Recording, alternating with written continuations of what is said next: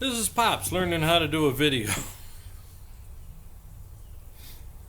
We just got through with a discussion on an Alice Charmer size about sleeve standout and how to measure that. Well, I've been going through actually having some trouble with this sleeve, which is pretty good, because that way you get to see where some problems can come in. This is old. It's been sitting around waiting for me to get it together for years. I actually I drove this tractor when I was about 9 years old, maybe even as young as 8. I can't remember. Well, let's see. Moving into no 9 to 10 years old. 69 to 1970. This is a 1947 case VAC block. I think this is the first time this has been apart, maybe the second. Cavitation. Possibly electrolysis because it's a gas engine, the way that looks actually. What's electrolysis? Well, cavitation is the sleeve moving, which is a diesel thing. That's where you get the little pinholes in the black. And all that is the antifreeze, the sleeve is vibrating so much that the water and coolant can't follow it. When it can't follow it, something has to fill that space. Well, the coolant turns to instantaneous steam because of a low pressure, and then the sleeve comes back in and slaps that superheated stuff. No, it doesn't overheat here because it's such a small area, but it'll sit there and work at it. And you'll see some of them that'll have, International used to have it, where you'd see a small patch of pinholes. They had an actual chart where you could pull the sleeves out, clean it up, put it back in, and have it go another full service life. Not many people are crazy enough to do that, but a few. Why? Because one side is the stress side that's firing that the piston's slapping against, which is two sides here and here. One almost, if one has it, the other side usually has some form of it. So turn it 90 and start over again. And this doesn't matter so much because that just comes from sitting in here with bad antifreeze. And back in the day, that's all you had was bad antifreeze. All right, so we want to measure the standout. That gives you an idea there that you're free. There's no burrs. You're all set. I had to do that when I put the pins in here because the block was cracked. And I had to sand the deck down, so I was waiting for more trouble than I actually got. It actually all cleaned up and sanded down within about a 2/1000th of each other. It was shocking. So I have to do some more measurements here to double check, but the bottom has to be clean. The bottom has to be cleaned in there where the O-rings go. The top has to be clean all the way around. I just did a quick clean here. These will get sandblasted later. So why do we do that? Because anything down below that's out and that doesn't slide in and turn freely, that means it can move the sleeve, and the bottom can actually push a couple thousandths one way. Up here, it takes that and goes, and now you got a funky measurement, and the problem may not even be up here. As I was doing the measurements in my precursor video to figure out that I've only got 30 minutes or less that my phone will record, I had a problem here where one side was up as high as 7 or 8 thousandths, sometimes 10 thousandths. Then I'd keep spinning it, and it would go down. But the same high side showed up all the way around. So there's some interesting things that I have learned, but it's not, you heard it there, it stops. It's not perfectly clean yet. That's later. All right, number one, what are we looking for? We should bolt this down, but I'm showing you how just to make the measurements. You want to hold down on these things that, well, your head bolts are here and here. Is that a head bolt hole? No, I don't believe so. Got one here, one here, one here, one here, and one here, so it'd be difficult. But you want to bolt with a washer to tighten down and hold the sleeve down. That way you definitely metal to metal all the way around and approximates the cylinder head pressure. When you're doing that, then you set one of these up. This is for piston height on V8s actually, and the main reason I bought it was just for this. Okay, work it around because you get crap on your deck. Okay, now I'm up on, this is the easier way to do it. You're up on the sleeve, and now slide it off. This one says we're up in the neighborhood of 7 thousandths. Put it back up on there. We're on to 0 again. There's a lot of meat going up and down there. And if you feel it with your finger, it's true. All right, so let's do it over here. Set it off center so we're in a nice meaty area. Now let's go up on the sleeve and zero it. This one's magnetic, but you still need to hold it down, slide it off, and this says 6.5 thousandths. Do it again over here. Okay, I'm not near zero here. Zero it. Okay, it's the same there. 6.5 thousandths. So I'll do it over here for you. This is a little harder. Now we're close to zero.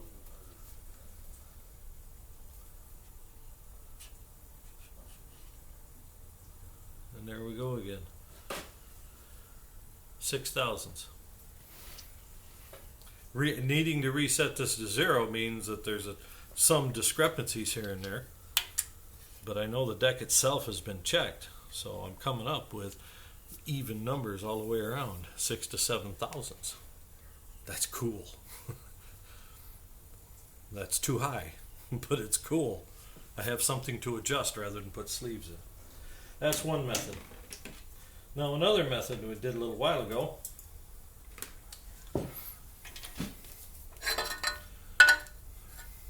Take your sleeve and a caliper. What have I got? 2.53, 2.50. No, we found part of my problem, didn't we? 2.49.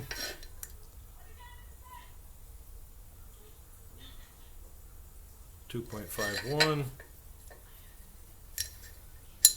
So now we know where part of our problem is with the discrepancies. 2.48, 2.52,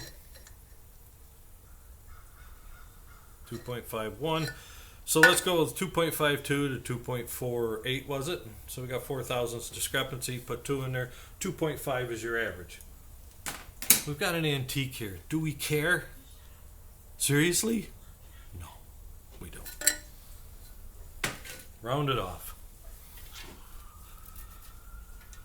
Is it perfect? Heck no. Okay, get this close. Put it on your ledge. Set it. Now these read backwards. Why? Because down here is 0. As the pin goes out, it reads.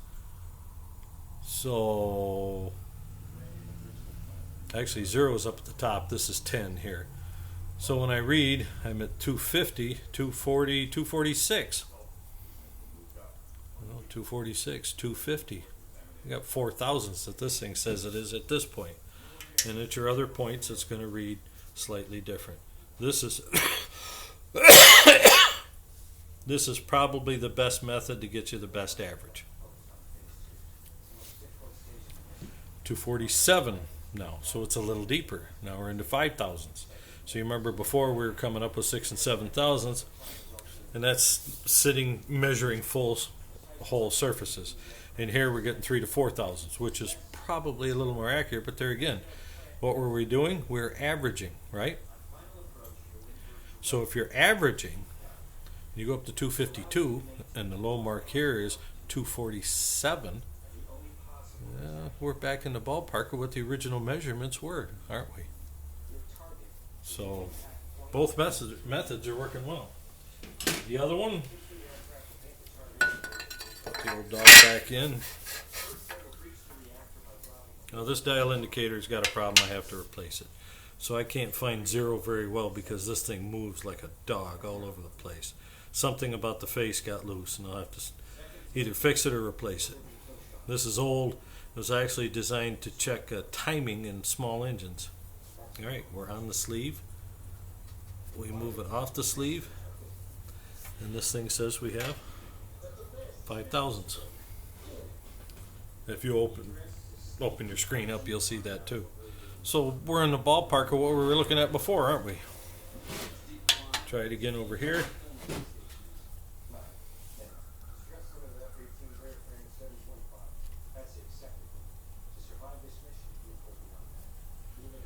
And when I slide it back, I get the same 5 to 6 thousandths over here.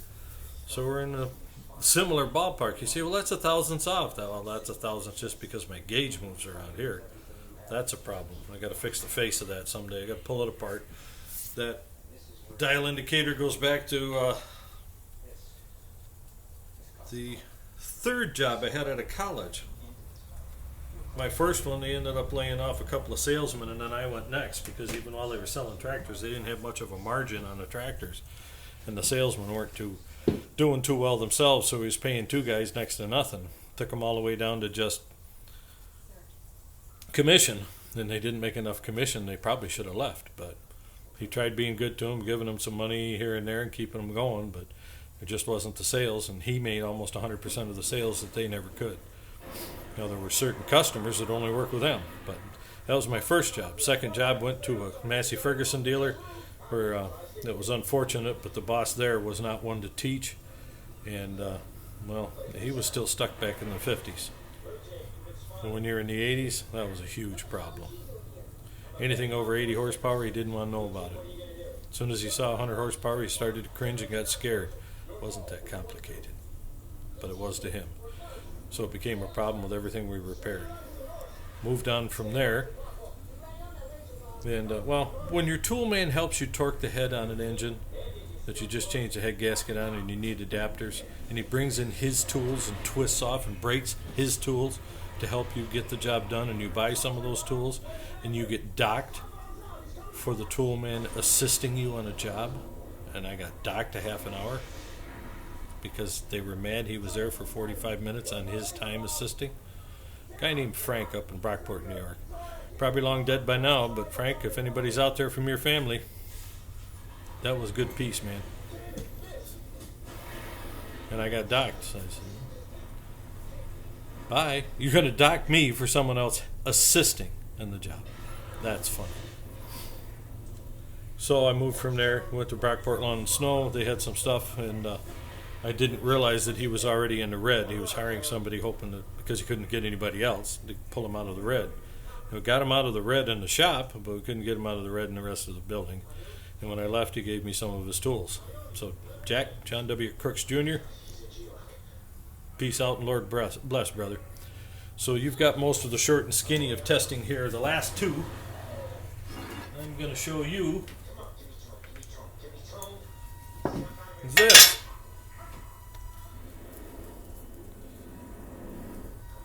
The simple method. You got a straight edge that you antiquers should have anyway. I'm going to pick on you about that one. And then down here, 4 is usually the common high one.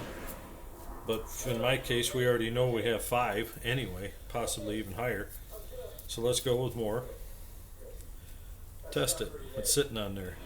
Push on this side. Push on. You hear the clicks? One side's higher than the other. This one's higher. But still, you're on the sleeve and you're up. Measure it. Here goes 5. Nope, no 5. Here goes 4. 4 just makes it under there. And over here, you know 5's going to fly already. And it does. So over here, you know you have that 6.5, 7 thousandths that we were chasing. Turn it. Check it again. Nope, 5 won't go. 4 almost goes. And 3 buzzes right under. So that gives you about 3.5. Over here, yeah, 5's flying because the sleeve is high over there. Just makes it. So that's how also you can check your sleeve standout. Now the purist is going to say, that's not the most accurate way. I don't know. I just found the highs and lows just like we did measuring it with your sticks and calipers and everything else. No? And yes, you could go get your micrometer, but only half your micrometer pad's going to be on there. Your caliper has a full jaw width on there. Please. You don't need a micrometer for this. And the other one is machinist square. There's a nice flat surface here. Yeah, it's designed to be a machinist square, but what the heck? Oh, look at that one. Did I get 2 doubled up here? 1,000s, 2,000s. Where's my 3? There it is. My 3,000s got balled up in there. And there we are. We're measuring. We're in the 3 to 4 range. Don't tell me that's not accurate. It is. And if you go back, it's one of the best methods of checking it. For diesel sleeves, you're going to have a problem. Diesel sleeves have that firewall in there. almost 100% of them, but not all. Your power cell engines from way back, you aren't going to see the fire ring on very many of those. That's not common. It's a lot less compression pressure in there. So on a diesel, you're going to have to measure out here in the edge, and it's going to be more critical that you hold the thing upright. And that's when a dial indicator might become better for you. So now you have different methods that you can use. And the machinist square is relatively inexpensive. It's one of those things where spend the money. Now here I got 2,000s, here I have 5,000s. You don't want it that far off. You want to keep it less than 2. If you're less than 2, you're okay. Right? Because the sleeve rim will bend for it. But if it's a problem, like mine is high, I have to have a way to cut it and match it with a deck. Well, I have an old boring bar that I'm going to be able to turn by hand with a cutter in there, because I'll be able to center it, either using the dial indicator or the tool itself. Put the thing out and run it around, put the tool in there and run it around so it just about touches the wall all the way around. Then back it off just a smidgen and buzz that around there, and I'll be able to square these up. So in the center that you say you sanded it off and you didn't put it on, no, I didn't put it on a machine. It's an antique, buddy. Maybe the worst thing I'll do is pull 2 12s with this old tractor. Okay? It's not going to do anything major. Pull some logs out of the woods. Nothing major. And it'll work just fine, and I'm the one that has to fix it. That's the beauty of all this stuff. And so the next thing is getting that ledge. And in my case, if I can shave 1 or 2 and get it perfectly flat in there, I don't care that it's 5 or 6. Because a gasket will fix that problem for the most part. But there again, I'll have to do some retorques. Now, why do you concern yourself with too much? Well, in these old tractors, there's not a lot of head bolt torque. And if your standout's too high here, then your head isn't compressing the gasket out here where the water ports are. And that's just a fact of life. Your head gasket isn't going to fix all of that. But a lot of it will. Another guy made comment on something that it might be possible. If you have a head gasket with a separate fire ring and you can find a fire ring that's thicker and the same diameter to fit in there, that's kind of neat. Because then if your sleeve is at 0 or below, if you can find a different size fire ring that'll make up the space and give you that 2 to 4 thousandths crush, you're golden. So that is a possibility, but you're starting into another world. What's the other one? Your sleeve is low. Everything measures okay otherwise. It's less than 2 thousandths off around, yada, yada, yada. And you're like, man, it's so... They either have shims or make shims. Very difficult. But if you need it to come up 2 thousandths, get a 2 thousandths shim, trim it out. And when you put it in to crush it down, guess what? You're going to find out it's 3 or 4 because you monkeyed with it when you were cutting it. It's just a fact of life. Okay? But you made the shim. You know it's 2 thousandths, and you know it'll bring you up 2 thousandths. No, you don't. One is you're measuring 3 or 4. So you know you've twisted it a little. Probably 1 to 2 thousandths, it's crinkled and monkeyed with, and you can't quite get it down below that. What's the other? Whatever shim you put in there, whatever thickness it is, you're probably going to crush it 1/2 to 1 thousandths. So when you put in a 2 thousandths shim, you're going to lose 1/2 thousandths to 1 thousandths just crushing the shim in place. It's just a fact of life. One of the measurements we used to have is bearings, when you're setting Timken tapered bearings and others, so that whatever you set it for, when you tighten it, you lose another thousandths or so. And when I was doing a valve job on Briggs & Stratton over there, I cut everything in and measured my valves. The exhaust valve wanted 7 to 9 thousandths. Tappet clearance, you have to grind the valve off. I ground it off till I got 10. Even pounding the head down in there and checking it, I did it to 10. Now, mind you, I peened the seat in to be sure because the engine was overheated, so I know the seat's tight. I know everything else is tight because the seat got tapped in and it got peened in. Machined in afterward, a new face in the valve. Cut it to 10 thousandths clearance. Once I got the spring on there, I had 9.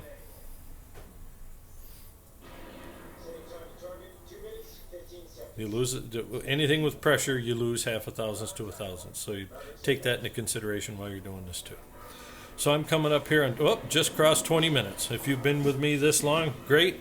And just remember, when you're working your deck here and down below, clean, clean, clean. When you go to put your sleeve in, don't use dish soap, please. Not unless you're immediately going to put some type of coolant or something else in there to thin it out. And I wouldn't even do that because you'll have dish soap below the O-rings, in the middle of the O-rings, and above them. Regular dish soap will start to actually corrode and rust your black. Don't use it.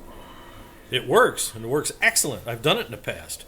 And I had to pull a set of sleeves out because the company sent me, I found out afterwards, the wrong kit. He says, no, this one kit fits them all. No, it doesn't. It was part of the problem I had with the tractor before.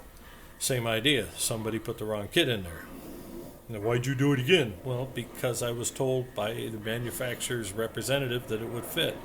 It turned out he got fired because he did that 4 or 5 people. The right kit cost another $300-400. Yeah. So anyway, that's one of the things you have to watch out for. Gas engines and power cell diesels are going to be flat top sleeves most of the time. Gas engines always. Power cell diesels, Lenovo systems, power cell here, injector there. Those guys generally are a lot lower pressure. Anything from there up that's direct injected, and or even with the pre-combustion chambers like the International 656 or Caterpillar. Almost all of those sleeves have a rim on top, even. But quite often they're lower compression too, so they may not have the firewall on there. The firewall there is for higher compression, direct injected, so that when the spray comes out, it has something in the piston and the firewall to hit other than the gasket. Plus the fireball itself to do the swirl. So that's why there's 2 different deals on there. The firewall is just a rim on the inside edge, and you'll still have your outside edge for your head gasket just like this. And if you put your head gasket on, it sticks up through the head gasket some. Just enough, well, it can't to hit the head, but it's just below the head gasket, so when you tighten it down, that flat head will be just above that firewall, so that helps one more step to protect the head gasket from that fireball and the compression that's 15, 16, 17, and any more 25 to 1 in some cases. Massive compression ratios, even with turbochargers. Anyway, so now you know the different methods, and you saw that they all accurately measured, almost identical. So the other one too is if your numbers change, if you check it multiple ways and your numbers change, but your gap doesn't. You get what I mean? Your differential is almost identical.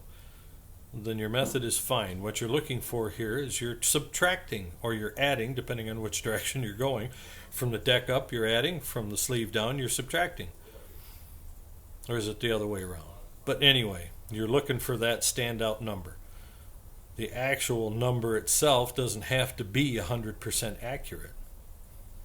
The differential has to be. Get my drift? From that counter bore to the deck is one number. The next number is from the bottom of that sleeve in the counter bore to the top of the sleeve. So if you measure the deck first, then you're going up. You measure the sleeve, you're going down. So hopefully that helps some of you that are doing this, and you see how simple it is. The machine is square, even the deck square, because you can put that on here and check your entire deck. This thing in the straight edge is my first recommended method every time, because now you're checking the deck, you're checking the sleeve, the whole 9 yards, and you can put it across all of your sleeves and see what the differential is between the sleeves, because that's another 1 to 2 thousandths you need to be careful of. True story. So, and in that case, what you can do is, if there's an actual differential, turn your sleeves, because the engine isn't perfect. Take the sleeves, turn them, and do your measurements. And if you find a spot where all the sleeves are relatively even and in spec across the board, take it. Because like this one, the black cracked. So the black walked in funny ways and wore the sleeve in a funny way. And you can probably still use the sleeve if you take your time. And put a little marker on them. A little Sharpie on the black or on the side here, and put a mark in here, so you turn them, put them in that way, and put your engine together and go. What's it going to do? not work? Lord bless and see you.